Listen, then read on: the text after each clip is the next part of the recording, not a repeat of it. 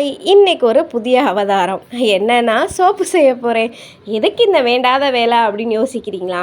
வீட்டில் இந்த பாசிப்பயிறு மாவு அரைச்சி ரொம்ப நாள் ஆச்சு. ஒரு பக்கெட் நிறையா இருக்குது. இதை எப்படி தீர்க்கணும்னு தெரியலை. அதனால இந்த சோப்பாக செஞ்சேன். இந்த சோப்பு பேஸு எங்கள் ஊர் சூப்பர் மார்க்கெட்டில் வாங்கினேன். இது 1/2 கிலோ 148 ரூபா. இது செய்கிறது என்னமோ ஈஸி தான். எனக்கு தான் ரிசல்ட் எப்படி வரப்போகுதுன்னு தெரியலை. இப்போ நான் எப்படி செஞ்சேன்னு பார்க்கலாமா?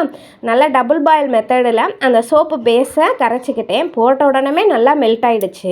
அதுக்கப்புறமேட்டா 1 ஸ்பூன் தேங்காய் எண்ணெய், அப்புறம் 4 ஸ்பூன் பாசிப்பயிறு மாவு எடுத்துக்கலாம். கைவிடாமல் கிளறணும்னா அது நல்லா மெல்ட் ஆகிரும்.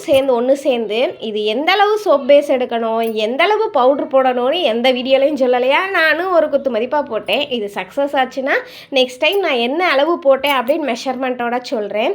அப்புறம் நான் பாசிப்பயிறு மாவு போட்டேன். உங்களுக்கு என்ன ஆட் பண்ண விருப்பமோ நீங்கள் அதை ஆட் பண்ணிக்கலாம். அப்புறம் இதை மோல்டில் ஊற்றிட்டு நான் ரூம் டெம்பரேச்சரில் தான் வச்சுருக்கேன். இது ரிசல்ட் எப்படி வந்துச்சு அப்படின்னு நெக்ஸ்ட் வீடியோவில் சொல்கிறேன். வீடியோ பார்க்குற யாராவது இதுக்கு முன்னாடி ஹோம்மேட் சோப் செஞ்சுருக்கீங்களா அப்படின்றத கமெண்ட்ஸில் சொல்லுங்கள். அப்புறம் பாய், நெக்ஸ்ட் வீடியோவில் பார்க்கலாம்.